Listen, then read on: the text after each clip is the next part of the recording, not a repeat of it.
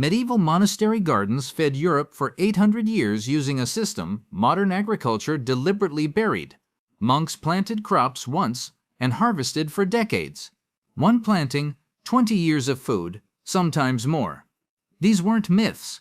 They were documented practices recorded in texts like Charlemagne's Capitulare de Villis from 800 AD. Then, in 50 years, this knowledge vanished. Not because the plants stopped working, but because they made farmers too independent. Today, 95% of vegetables require annual replanting. You plant, harvest, buy seeds again every single year. But medieval farmers planted asparagus once and fed communities for 25 years. They planted Good King Henry by their doors and harvested greens for decades. The knowledge was never lost. It was buried. Because perennial vegetables don't create dependency, they create freedom. Before we reveal these 7 forgotten crops, drop a comment. Have you grown perennial vegetables? Do you buy seeds every year? Let's begin. Asparagus, 25 years from one planting. The Romans cultivated asparagus as early as 200 BC. They developed fleets to transport spears from the Tiber to the Alps, where it was frozen for 6 months until the feast of Epicurus. Emperor Augustus described urgent tasks as being quicker than you can cook asparagus. When Rome fell, asparagus nearly disappeared. Medieval monks preserved it through the Dark Ages in monastery gardens. By 1469, asparagus beds were standard in French monasteries. The technique spread slowly. England in 1538, Germany in 1542, brought back through monastery trade. Here's how it worked and why it's genius. You plant crowns in year 1 in deep beds. You harvest nothing in years 1 and 2. The crowns need those years to establish root systems 10 feet deep that support decades of production. Year 3, you cut spears for 6 to 8 weeks each spring when they emerge 6 to 8 inches tall before tips open. Then you stop and let remaining spears grow into feathery fronds that photosynthesize and store energy for next year. Those same crowns produce for 15 years, often 20, sometimes 25 years or more. The National Allotment Society documents 15 to 25-year lifespans as standard. A 40-foot row yields 10 to 25 pounds per season. For 25 years, from one planting, that's 250 to 625 pounds of asparagus from a single planting event. Try matching that with annual vegetables. You'd replant tomatoes 25 times for equivalent production years. Medieval asparagus had what modern commercial varieties lost: flavor intensity and nutrient density. Deep roots pulling minerals from 10 feet underground. Slow growth producing denser, more flavorful spears. Varieties selected for taste, not shipping durability. Modern asparagus is bred for uniformity, fast growth, and cross-country transport survival. Medieval asparagus was bred to nourish communities. Industrial farming killed asparagus cultivation for one reason: 3 years without income is unacceptable. Annual crops produce year 1. You sell seeds annually, charge for fertilizers annually, create dependency annually. Asparagus creates independence. Plant once, harvest 25 years. That's 25 years you're not buying seeds, not dependent on corporations. Medieval monks planted asparagus for their grandchildren to harvest. Modern agriculture plants for quarterly profits. Good King Henry, the spinach that never dies. This plant has a name from fairy tales and history to match. Some say it's named after a German king. Others claim Good Henry was a Saxon elf, distinguished from Bad Henry, a poisonous plant nearby. The king part came later in English. Nobody knows why. What we know is this: Good King Henry fed medieval peasants from the 12th to 16th centuries as a staple, not a specialty. Historical cookbooks call it a typical ingredient in medieval vegetable soups from the 12th to 16th centuries, combined with leeks, charred and bred in vitamin-rich broth that sustained farmers through winters, famines, plagues. Medieval families planted it by back doors, not in distant garden plots. Right by the door for immediate cooking access. One planting meant greens from early spring through late summer, year after year, 0 replanting. In Lincolnshire, England, it was so common, locals called it Lincolnshire spinach. Nearly every cottage had a bed placed in warm corners, well manured. It yielded abundant delicious vegetables for weeks before regular asparagus arrived and weeks afterward. People said they liked it better than asparagus. Here's the genius. 3 harvests from one plant. Spring brings thick young shoots, cut underground like asparagus, and prepared the same way. Boil them, serve with butter, on toast. That's harvest 1. Then the plant grows, and harvest 2 begins. Triangular dark green leaves picked throughout spring and summer, used like spinach. Boiled, sautéed, added to soups. Young leaves are best. Later in summer, harvest 3 arrives. Flowering shoots produce small green buds, cooked like broccoli. 3 crops from one perennial. According to botanical research, 30 plants produce enough for 4 people. That's 7.5 plants per person for lifetime greens. Compare that to spinach requiring replanting every few weeks for continuous harvest, buying new seeds constantly. But nutrition shows the real difference. Good King Henry has higher iron than modern spinach, higher calcium, higher vitamin C, higher protein. Perennial roots dig 3 to 5 feet deep, pulling minerals from depths that annual spinach roots at 18 inches can't reach. It's a dynamic accumulator. Deep roots pull nutrients from subsoil, and when leaves fall and decompose, they feed topsoil. It doesn't just feed you, it feeds soil. So why did it disappear? Spinach became fashionable in the 17th century. Annual spinach was easier for seed companies to sell yearly. Good King Henry made farmers too self-sufficient. You can't profit from plants lasting forever. By the 20th century, it nearly vanished from cultivation. Medieval peasants planted it by doors and never worried about greens again. Modern gardeners buy spinach seeds every spring. Skirret, the sweet root kings demanded. In 1682, John Whirlidge wrote, "The sweetest, whitest, most pleasant of roots." He wasn't exaggerating. This perennial root was so prized, King Henry IV of England maintained dedicated gardens exclusively for growing it. Not mixed gardens, dedicated skirret gardens. That's how valuable it was. Go back further. Roman Emperor Tiberius loved it so much he demanded it as tribute from Germany. By medieval times, skirret was a European staple. The Dutch called it suikerwortel, Germans called it suikerwortel. Both mean sugar root. Before sugar from cane and beets became available, skirret was a major sweetness source. Think about that. Medieval honey was expensive. Sugar was exotic and rare. But skirret? Plant once, renewable sweetness source. The roots taste like parsnip crossed with carrot with vanilla hints, naturally sweet without processing. Medieval cultivation worked like this. Plant skirret year 1 from seed or root divisions. First-year roots are small, edible, but not impressive. You could harvest them, but smart farmers waited. Year 2, roots become sweet, thick, productive. The plant forms pencil-thin white root clusters, each 6 to 8 inches long, growing from the base like sweet potatoes. Then it produces indefinitely. Every year you harvest roots while leaving enough to regrow. Some farmers report yields improving in year 2 and continuing.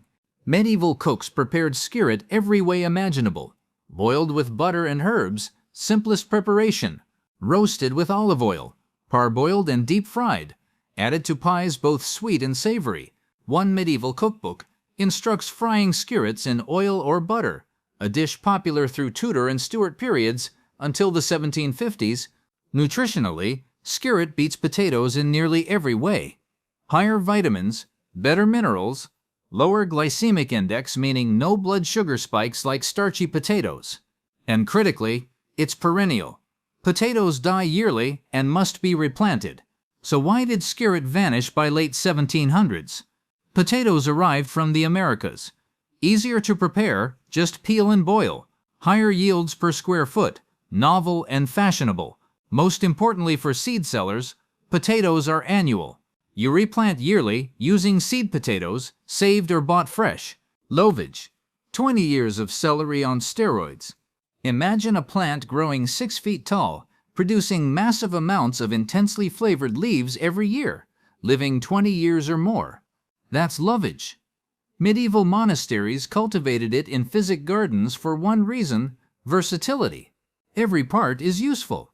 The leaves, tasting like celery with 10 times intensity, were used fresh or dried to season soups, stocks, sauces, stews. One sprig flavored an entire pot of soup for 50 monks. That's how potent it is. Thick hollow stems were harvested young and candied as sweet treats. Celery-flavored candy, strange to modern palates, but medieval Europeans loved it. The seeds ripening in late summer were ground to flavor bread and cheese. The thick fleshy roots like carrots were boiled and eaten as vegetables. One plant, 4 different foods, leaves, stems, seeds, roots, all from a perennial producing 20 years. 13th century monastery records describe lovage tea as medicine for stomach troubles and kidney complaints. Not just food, pharmacy. The entire plant contains essential oils aiding digestion, reducing bloating, acting as mild diuretic. Medieval monks used it to treat themselves and local communities coming to monasteries for healing. Romans knew lovage as ligusticum, possibly because it grew abundantly in Liguria, Italy. They used it extensively in cooking. When Rome fell, like many useful plants, lovage survived primarily in monastery gardens. By medieval times, lovage was standard in monastery gardens across Europe.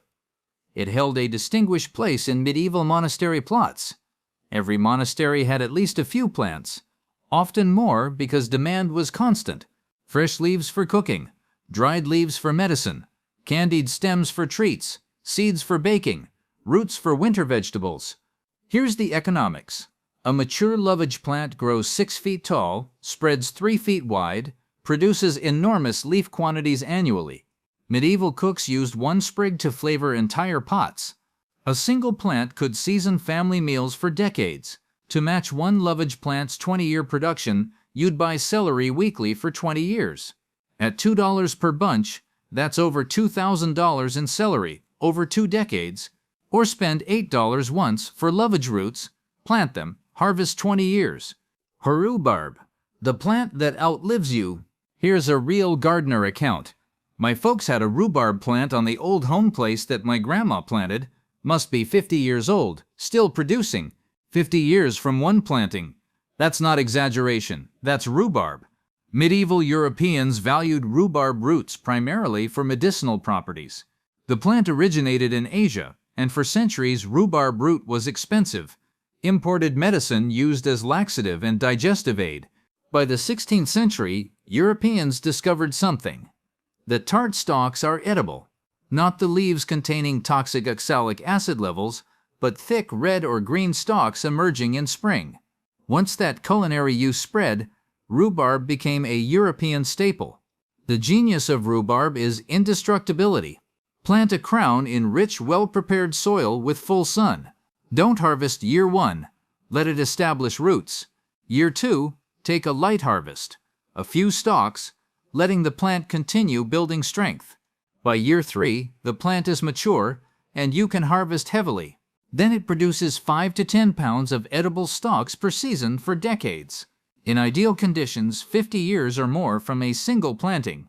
The National Oatmeal Society lists 10 to 20-year lifespan as standard, but gardeners routinely report plants outliving the people who planted them. Rhubarb tolerates extreme cold. It actually requires cold winters to thrive. The plant dies back completely in winter, with all above-ground growth withering. Then in spring, as soil temperatures warm, thick shoots emerge from the crown and rapidly grow into massive stalks. It's practically indestructible once established. Drought. Rhubarb survives. Neglect. Rhubarb thrives. Pests and diseases? Rarely a problem. Why did rhubarb survive when so many perennials disappeared? Because it has unique flavor profile that can't be easily replaced. Too distinctive to eliminate. Tart, fruity, complex. Nothing tastes quite like rhubarb. Plus, it's so low maintenance, even modern gardeners knowing nothing about perennial systems can keep rhubarb alive. But what modern gardeners don't realize, medieval rhubarb cultivation was part of a larger system.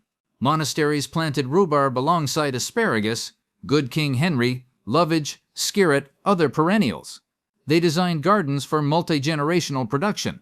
One planting fed decades of monks. Modern gardeners plant rhubarb then surround it with annuals dying every year. They don't see the pattern. Medieval monks did. Artichoke, infinite production through division. Artichokes were cultivated in Sicily since classical Greece. Greeks called them cactos and ate both leaves and flower heads, which cultivation had already improved from wild forms. Romans called the vegetable carduus, giving us the related plant cardoon. But the artichoke as we know it was refined in medieval times.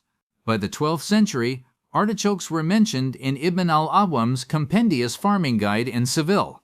Muslim Spain and the Maghreb appear to be where significant cultivated form improvements took place during medieval times. Hildegard von Bingen, the famous 12th century German abbess, herbalist and mystic, documented artichoke cultivation in monastery gardens for both food and medicine. By medieval times, artichokes were well established in monastery and palace gardens across southern Europe. Here's the perennial magic. You plant crowns or starts in year 1 and don't harvest anything. The plant establishes, growing large silvery green leaves and developing strong root systems. Year 2, the plant matures and begins producing edible flower buds. We call artichokes. Each plant produces up to 12 large flower buds per summer. Years 2 through 8, the plant keeps producing. Every summer, 12 edible buds per plant. If you don't harvest them, they open into stunning purple thistle flowers that pollinators love. But most gardeners harvest the buds when still tightly closed. Steam them, eat the fleshy scale bases and tender heart. After year 8, the rosette cluster becomes crowded and head size and quality decline. This is when most gardeners give up and replant. But medieval farmers knew better. When the original plant declines after 4 to 8 years, you dig it up and split it into 3 to 5 new plants. Those divisions, called offsets, grow from roots around the main clump base. You separate offsets, each with root section attached, and plant them as new artichoke plants. Those divisions reset the clock. They're essentially new plants that will produce another 4 to 8 years before needing division again. Effectively infinite production from one initial planting through continuous propagation. Medieval monasteries maintained artichoke patches for generations using this division method. One original planting could be divided and subdivided indefinitely. The knowledge of when to divide, how to separate offsets without damage, how to replant for optimal growth was passed from older monks to younger ones. Artichokes survived industrial agriculture partially because they have high commercial value and unique flavor. Even industrial farms couldn't fully replace them. But most modern production treats artichokes as short-term crops, replanting frequently instead of managing them as the perennials they naturally are. Horseradish, the root you cannot kill. The National Allotment Society warns gardeners about horseradish with 5 words: hard to remove once in. That's not a joke, that's a warning.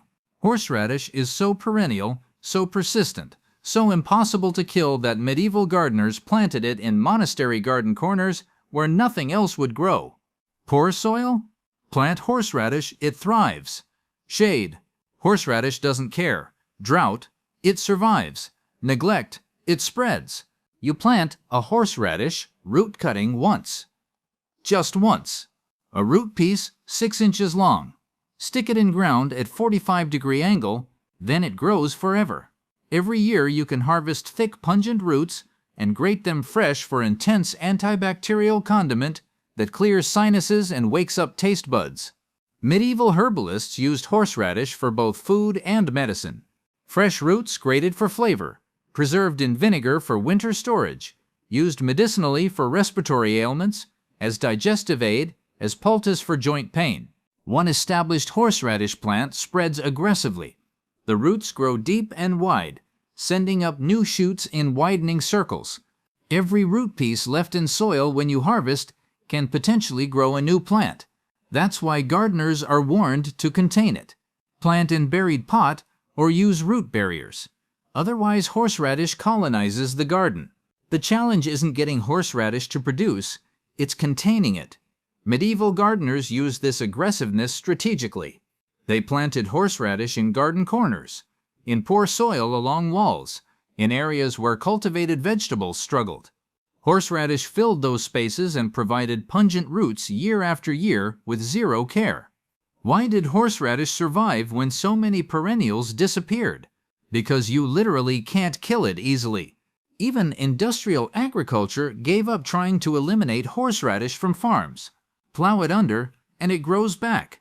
Spray it with herbicides and some roots survive. Pull it up and any soil fragments regenerate.